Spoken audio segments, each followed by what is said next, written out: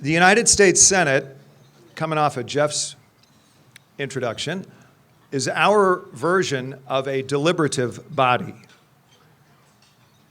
The framers gave it a 6-year term, and in the first instance, suggested indirect election, so that the political winds of the day would blow directly into the people's house, the House of Representatives, in which our Speaker currently serves.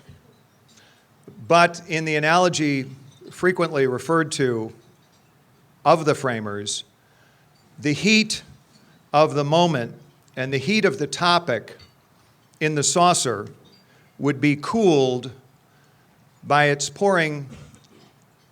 The heat in the cup would be cooled by the pouring into the saucer, so that a longer-term view could be taken of the issues confronting us.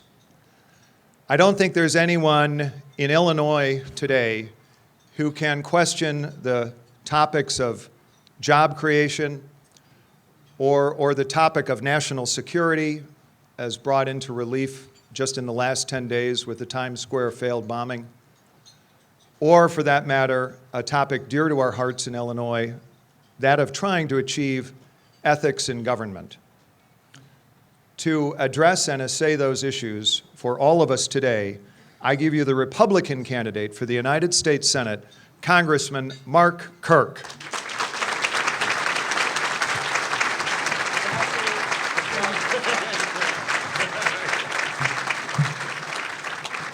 I want to thank both Jay and Chris for having me here. The premier forum, I think, for public discussion in the city of Chicago. Another round of applause for our two chairmen. Thank you, guys, for helping out. Well, I just got off a Navy Reserve weekend, and as you know, the Pentagon moves on PowerPoint. And so I decided to give a talk about our situation and what we face here via PowerPoint, because today we have a number of opportunities before our state and challenges that we must master. As you know, a dangerous tyranny of low expectations has a hold of the state of Illinois.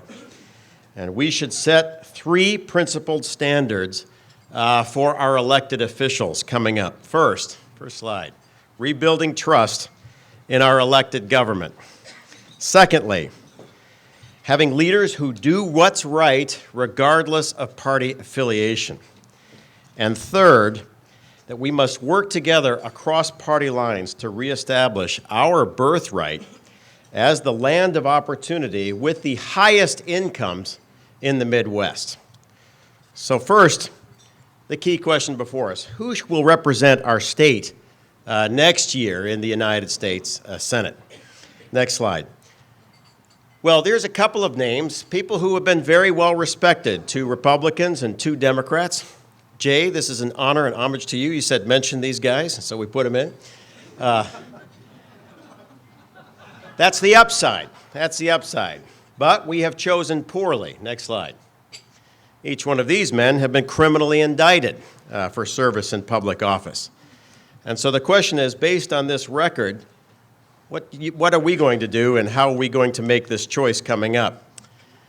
Well, let's look at what the American people think. First, next slide. This is the Pew poll that was released on March 21st.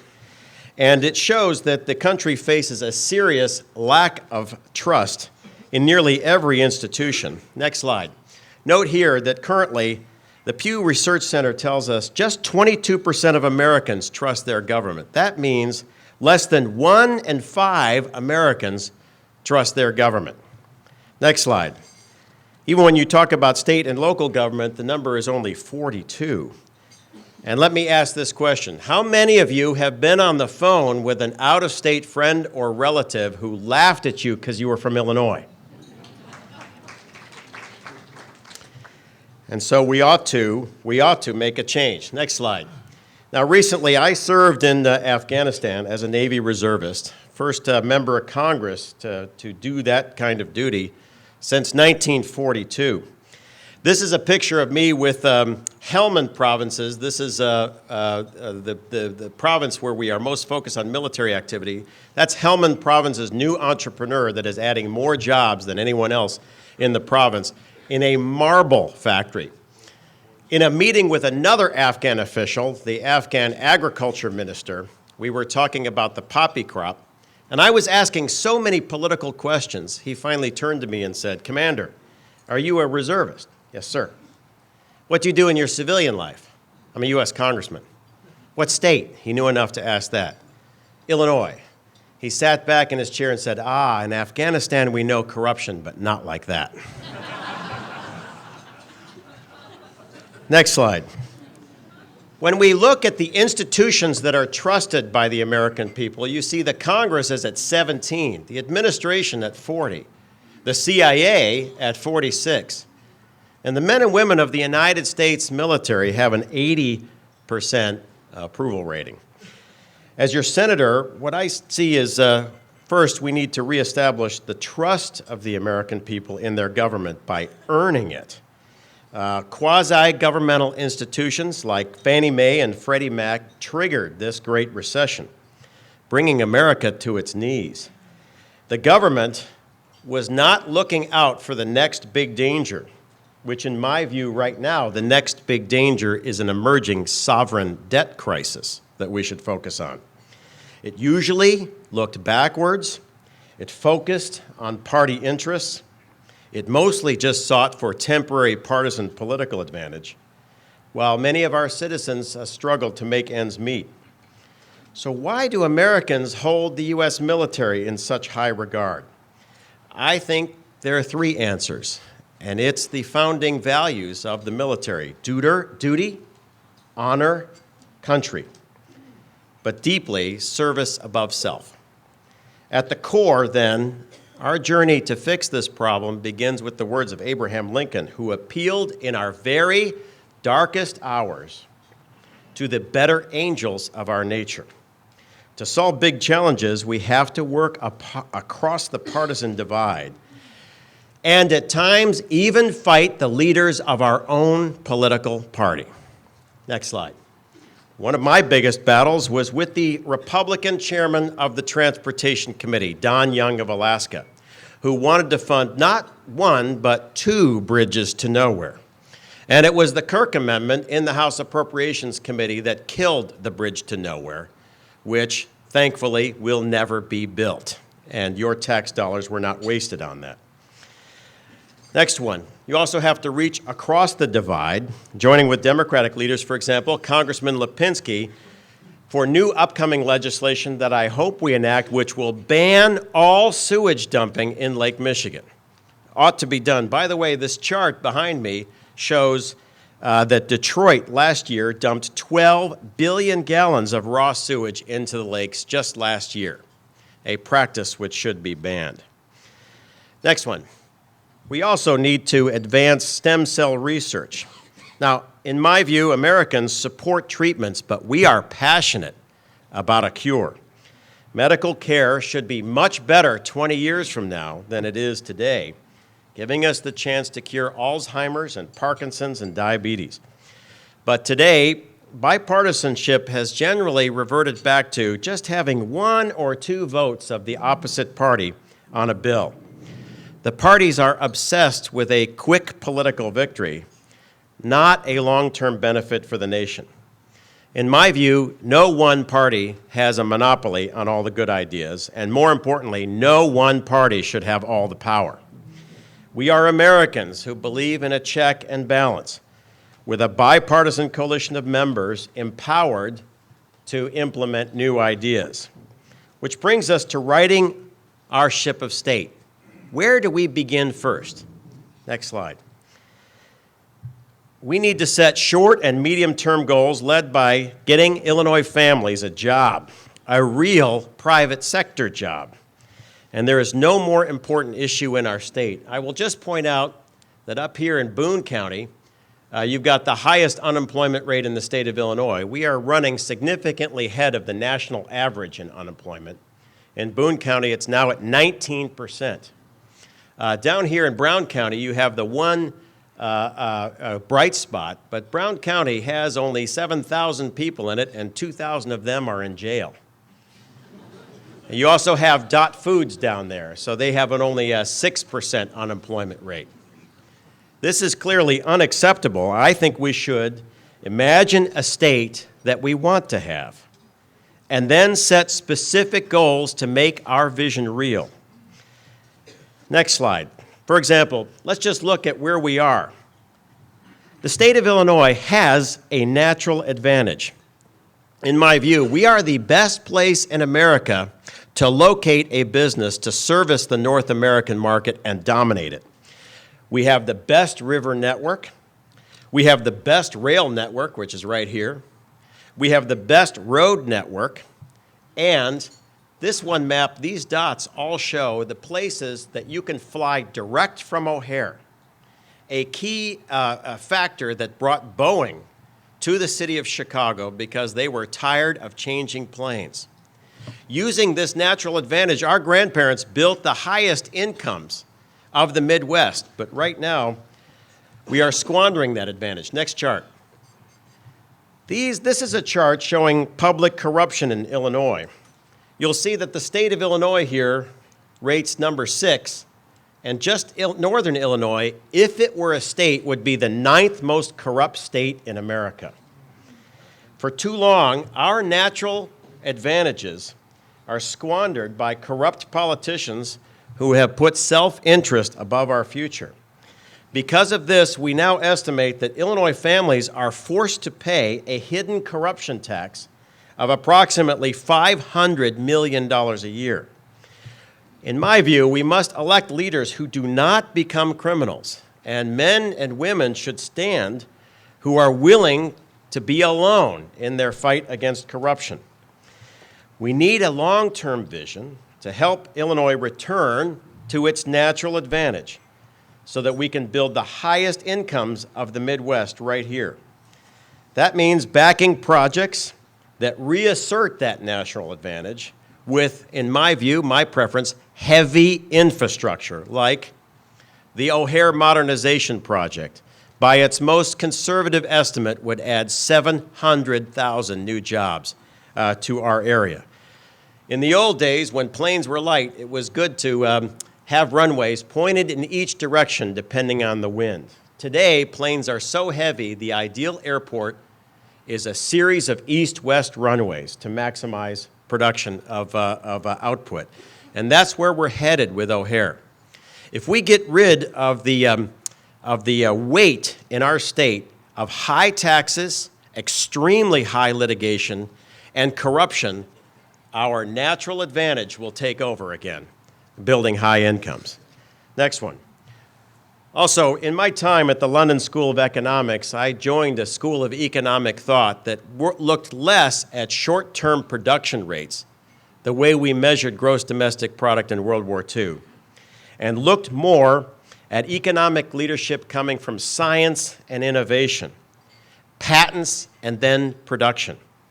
From Fermilab to Argonne to FutureGen, our state is already home to some of the country's leading science, and this is where our economic future will be built. Next one. We also must adopt policies to support and double the size of the U.S. economy. Most Illinois jobs come from small business. 80% of the job losses in the Great Recession were lost from small business. When I talk to small business owners across this state, they know a lot of things that the Congress has done to hurt them. They don't know very much about what Congress has done to help them. But they are the jobs engine of the state of Illinois. So we put together the Small Business Bill of Rights, led by protecting your secret ballot in a union election. Yeah, absolutely. I thought it was awfully ironic that I was a member of the NATO team in Afghanistan working to provide a secret ballot to Afghans, while my own government was trying to take that right away from Americans back home. And I think that we ought to protect that in law. There are a number of other items here. Let me just mention two that are new. Small businesses innovate on a per capita basis far faster than large businesses. That's why we should create a patent office fast lane for small business innovation. You and I all know a neighbor or relative that started a new business, maybe on a new process, maxed out their mortgage, maxed out their credit cards, and maybe waiting far too long to bring their innovation to market. We need to be the best place to protect inventors on planet Earth, and we can do that. And number 8 is also new. An SBA website so that a small business can put all of their information in at one place. Name, address, TIN number, everything that you put just once, and then the SBA farms it out to all the various federal bureaucracies. I talked to one entrepreneur in Lake Forest who has 4 people working for him, and one of them just on paperwork. That is too much, and we need to create a one easy site and ought to assign the SBA to do that. By the way, I'm honored. I introduced this legislation and was honored when the National Federation of Independent Business endorsed the Small Business Bill of Rights. Next one. I think America wins if we accomplish a number of key goals. To remain competitive against our overseas rivals, we need to reward innovation and intellectual property and engineering. 21st century Americans must fix a growing American weakness in science, math, and engineering for our economic future. We can become the biggest provider of jobs again if we protect innovators, we foster entrepreneurs, and we back them with private sector capital. Remember, the government did not invent the telephone or the airplane or the antibiotic. We need an environment here that will lead the next Google or Apple to locate in the United States, preferably in the state of Illinois. Our dream faces a serious challenge, though, looming against the economy. Without fiscal conservatives to prevent a growing sovereign debt crisis, our little recovery could have a quick end. Next one. You all know what's happening with the Greek sovereign debt crisis. These are charts showing the opportunity or the growing percentage of a potential default for sovereign debt. You can see that Portugal and Spain are right behind. My heart goes out to Prime Minister Papandreou. I've known him for 25 years, and he is under a severe strain right now. This is the real danger, though. It costs $140 billion to bail out Greece, of which $40 billion came from the IMF. The IMF only had $268 billion to lend, so now it's down to $220. We estimate that a Spanish default will cost $600 billion. Hence the crisis atmosphere this weekend as European ministers met. This crisis in Greece serves as a wake-up call. First, to get the international community to force European governments to stop spending money that they don't have. But there's a second lesson. Next chart. This is from the U.S. Bureau of the Public Debt, Department of the Treasury. It shows the growing debt of the United States itself, approaching Greek debt levels. In other words, if our government spends more than 18% of its income on interest payments, you can no longer have a AAA credit rating. This is a mortal danger to the long-term future of the U.S. economy. We do not want to put our country in a position where we could force our children to ask, who will bail out the United States? It's a question that we should not have them ask. Now, we face a number of other challenges abroad. I think we need experienced leaders who will think outside the conventional box. Next chart. This is a map of Iran, somewhat similar to the way the DoD sees it. Option one, with regard to the Iranian challenge and the growing acceleration of the Iranian uranium enrichment program. Let the United Nations handle it. And yet half of all UN General Assembly resolutions condemn only one country, Israel. So it doesn't look like the UN will be capable of mastering this challenge. Option two, let the Israeli Air Force handle it. As one reporter asked the Israeli chief of staff, how far will Israel go to prevent a nuclear-armed Iran?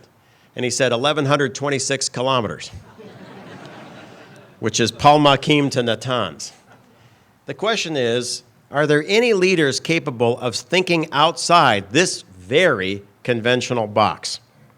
Well, 5 years ago, I wrote a memo to the Secretary of Defense and then backed it up, because the Secretary of Defense often gets suggestions, with legislation, bipartisan legislation that I wrote with a Democratic congressman from New Jersey, Rob Andrews, on this idea. Let's pit our greatest strength against Iran's greatest weakness. The mullahs have so mishandled their economy since 1979 that they are totally dependent, even though they're an oil-producing nation, on foreign gasoline. We introduced our resolution. We built support up for it, and after the 2008 election, the Democratic leadership of the House said, your Iran bill to cut off their gasoline is so popular, the leadership would like to move it, but they would like to move it without your name on the bill. Something that happens in Springfield as well as in Washington. They said, is that okay with you? I said, that is absolutely okay, because we need to master this threat. Hence, next slide. We put together the Iran Refined Petroleum Sanctions Act, now led by the Democratic chairman of the House Foreign Affairs Committee. This legislation passed the House of Representatives 412 to 12 in December and unanimously in the Senate. Now, let me ask you a question. In these partisan times, when have you seen 512 Republicans and Democrats, congressmen and senators, all behind a controversial policy to master a key national security challenge of the United States?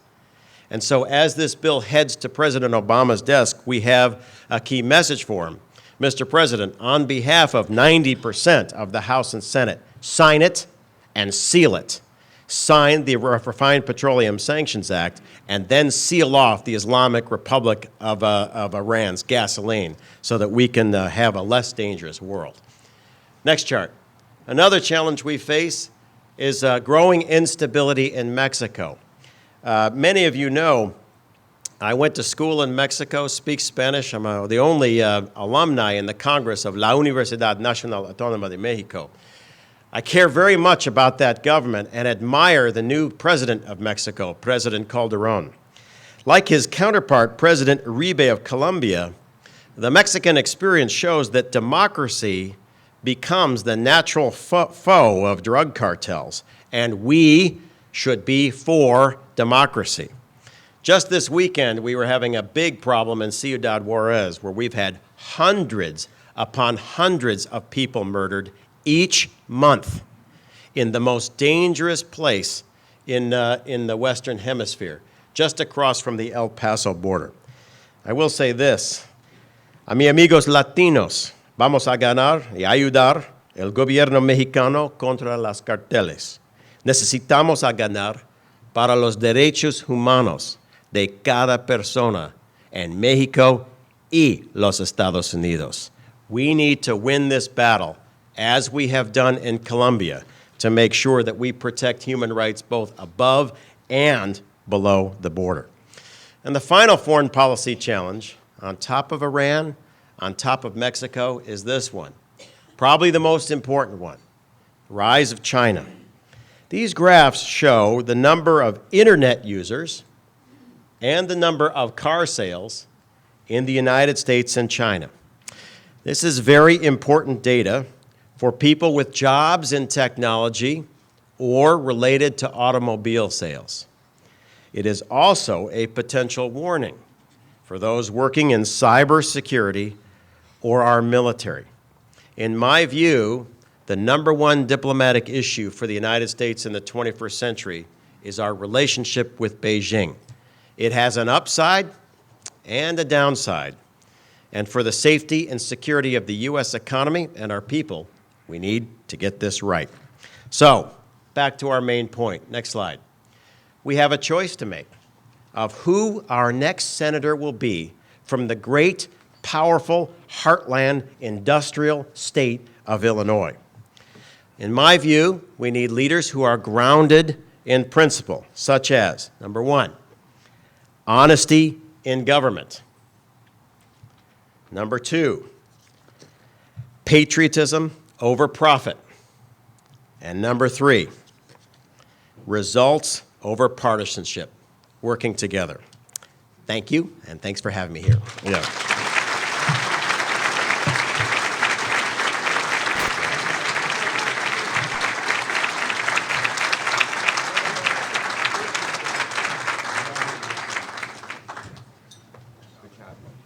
We have more questions. If wherever they raise your hand, someone will pick it up, and we will be taking questions both in English and in Spanish. Well, these are the early votes coming in first. So try and have your questions relate to what the congressman said. None of these do. Here we go. Start off with the sandbag right off the bat, then we'll take it easy on you. Based on this is from Elaine Weiss, the Illinois CPA Society. Where are you, Elaine? Raise your hand. Right there. Neatest handwriting in the crowd.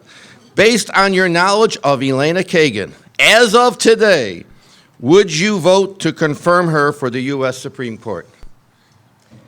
I would say, given that this is a lifetime appointment to the nation's highest court, I will take a very judicial approach, carefully reviewing her writings and watching her confirmation hearings. There are those who have immediately moved to support or endorse, as if the confirmation hearings don't matter. And I think the confirmation hearings matter greatly, and I will watch them very carefully.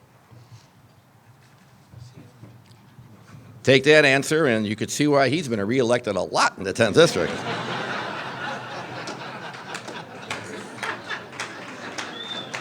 Good job. All right, this is from John Ulrich, 10 congressional district constituent. I will vote for you only if you make climate and energy legislation the highest priority throughout your term in office. Will you? Nothing like having a little leeway there. This is not. I believe that we should set an energy independence policy for the United States based on 50 new nuclear reactors for America, based on extracting as much energy from our own shores, and building things very important to the Midwest economy, which the Eastern media do not pay much attention to. Particularly for Illinois, that's the Trans-Canada Pipeline that would bring us the lower cost natural gas for winter heating and manufacturing. I see this particularly as a naval officer. For every ounce of energy we draw from our own shores, hopefully it's one that we're not paying the Venezuelans or Iranians for. So. Now we have one using a little professorial clout from Sharon Alter, a longtime professor at Harper Community College. Raise your hand, Sharon. There she is. Will you seek and or will you accept an election endorsement from Sarah Palin? I am building a coalition of Republicans and independents and some Democrats to win because the state of Illinois is generally Democrat-leaning.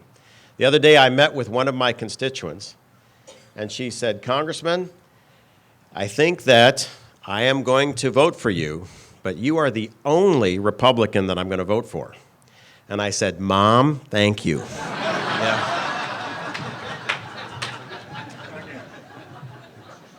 Good one. There's a good question, but I have to study it a little more. All right, that was a simple one. Now we come to another sandbag. Anonymous, but it's really a good question. So normally you have to sign your name, but ready? The Stupak Amendment to the health care bill was one of the most anti-abortion measures ever considered by the United States Congress. Roser's not here, is he? No. Denying women who use 100% of their own money to pay for health insurance that includes abortion coverage. Here's the question. Are you pro-choice, and if so, why did you vote for the Stupak Amendment? I support a woman's right to choose, but I do not support federal funding for abortion.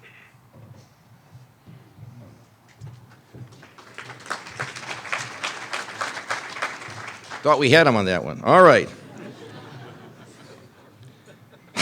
Frank Paul. You sure you want to stay on the Board of Governors? This is a City Club question if I ever heard one. Will you, Jesus, all right, I'll say this with a straight face. Will you be addressing issues other than those that TV reporters want to broadcast on the end of the evening news?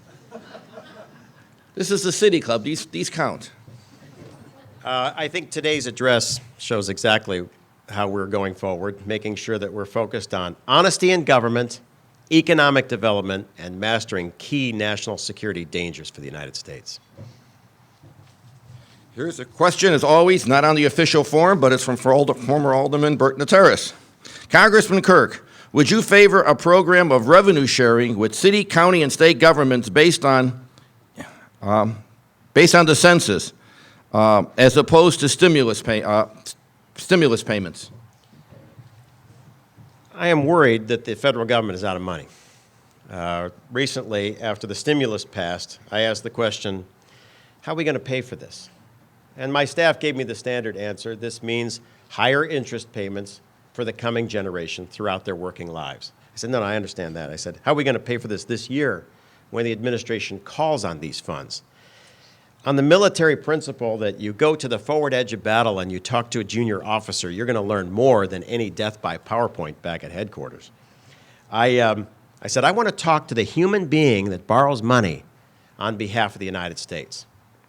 When I walked into the Bureau of the Public Debt on 9th Street in D.C., the Commissioner Van Zandt said, you are the first member of Congress to ever physically visit this office in its 40-year history.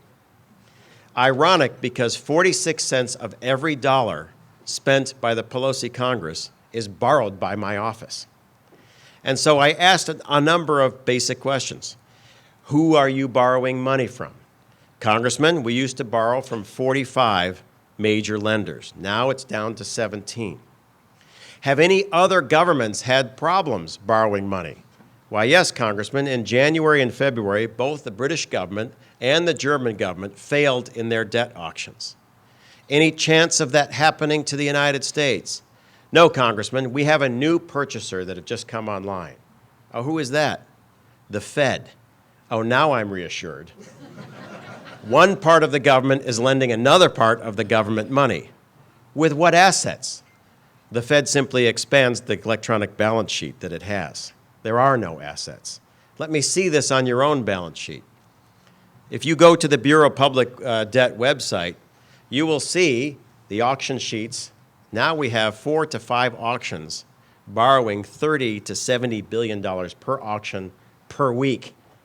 And you will see that account. It's called the SOMA line on the account. Last question. To keep the Treasury from running out of money this week, how much do you have to borrow? $160 billion a week, Congressman. That's why I think we are approaching some real danger here over the long run, and why we need fiscal conservatives in Springfield, where debt levels are approaching Greek levels, and in Washington.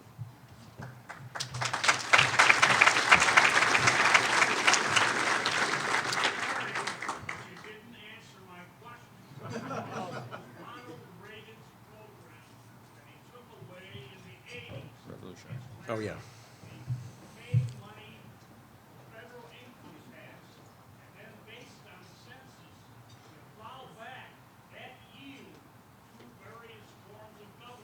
We got it, Alderman. We got it.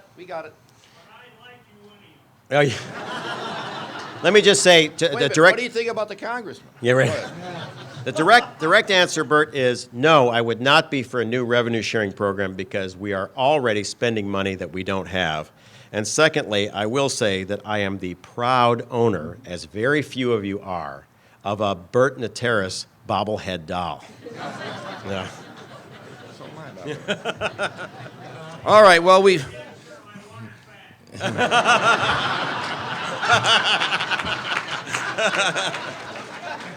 all you big-time CEOs, you go to the economic club. You're not going to get any of this. All right. Now, Congressman, we gave you a couple of, I thought, sandbags, which you did a great job on, but here comes the right down the middle, sort of like a Bobby Jenks fastball. Here we go. From Anne Marie St. Germain. I think you're going to like this question. Board of Governors. Aside from your maturity, experience, and vision, what distinguishes you from your opponent?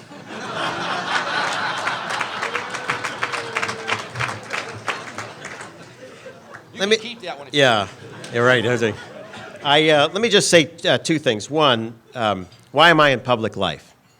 And the quick answer is, I was a fairly unfocused teenager, and at the age of 16, I drowned in Lake Michigan with the family sunfish about 2 miles off the coast of Winnetka. When we lost control of the boat, I dragged my best friend in, and sitting there on this rich guy's beach, I took the boat out so that I didn't have to tell Dad that I lost the boat. And the storm was so bad, I lost the centerboard, I lost the halyard. Standing on the upside-down boat watching the sunset, I looked at the Winnetka shore and thought, I think I could swim that if my life depended on it. With only a ski belt on, I jumped in the water, not realizing at 42 degrees that I gave myself about a half an hour to live. And I made it halfway. And then I had the classic near-death experience of reviewing my life. And at the age of 16, it was a short movie. But I was happy. I was perfectly happy because I had been a good person. I learned that it's not about money. It's not about any sort of professional achievement. It's about who you love and who loves you back. And when the Coast Guard pulled me out, I woke up briefly in the hull of the boat, the engine whining coming back to Wilmette. And they were spending so much effort, I really didn't care what the answer was, but I asked the corpsman, am I going to live? And he said, I don't know. And I thought, as I recovered, about what happens at the age of 16 when you have that experience that focuses everything. And the answer that I gave is for those hours in which you're working, I would try to make the most difference. At my core as a public servant has been in the service of the U.S. military. You know, they said to people when we were in officer candidate school, a lot of people are going to read about history. You're going to make it. My most painful recent memory was bittersweet. When I was deployed to Kandahar this Christmas, I was assigned to Canadian armor. All of us here in Chicagoland, we're pretty pro-Canada, but now I'm really pro-Canada. I learned, for example, that Dunkin' Donuts has nothing over Timothy Hortons. I learned what a full Timmy was, which is they would get 2 Boston cream donuts and a latte before getting in the tank, 3,000 calories to get you going. Almost get the body armor. It's tough to get on. We went through Christmas Eve, but it wasn't Christmas Eve like the Americans do with Hollywood USO. It was one coffee house singer from Ottawa and a comic you never heard of who made fun of the United States. Best part about it was 2 cans of Molson's. You never see that in the U.S. military. That was the upside. The downside was 4 days later, the Kandahar provincial reconstruction team that I was assigned to had a catastrophic IED strike. And we lost 4 guys. And we lost the chief war correspondent of the Calgary News. In Afghanistan, when that happens, the unit always comes together for a ramp ceremony, loading the caskets onto the C-130, in this case to go back to Ottawa. And I thought about how hard this was and how emotional everyone was. And I thought, should we be here, 13 and a half time zones away from home? And I remember September 11th. Through the early parts of that attack, I was in the Pentagon that morning. And so even going through that pain and suffering, I thought, this is the right mission. This is the right place. That freedom, tolerance, diversity, democracy are absolutely worth this. And that would be what distinguishes me, I think. Yeah.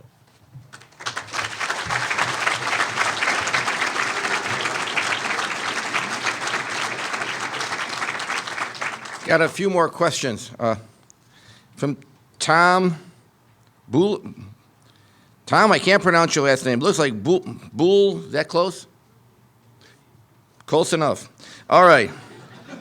Recently, President Obama vowed not to veto anti-Israel resolutions at the UN, which is a new precedent.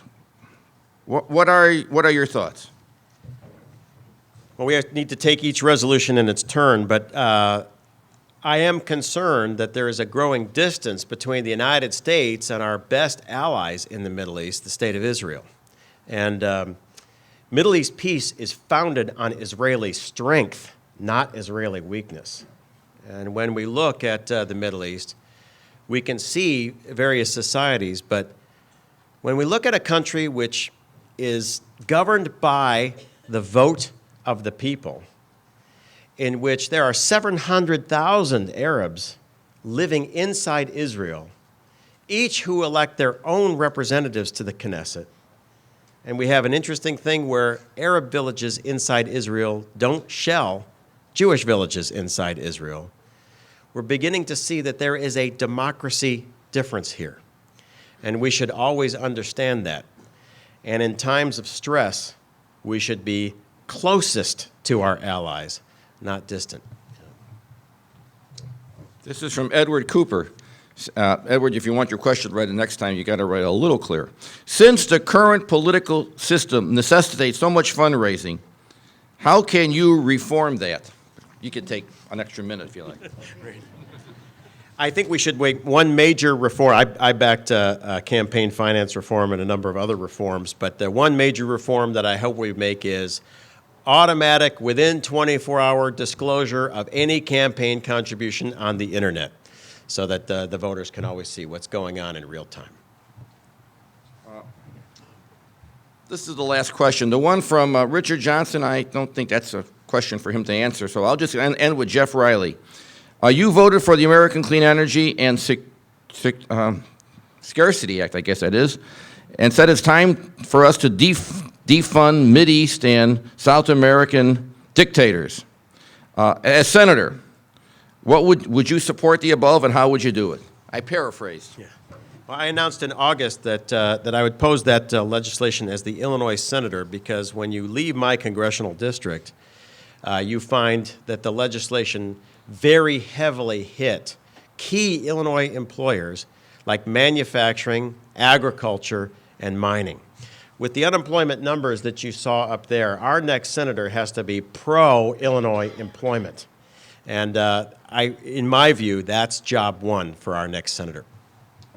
How about a big round of applause for Congressman Kirk?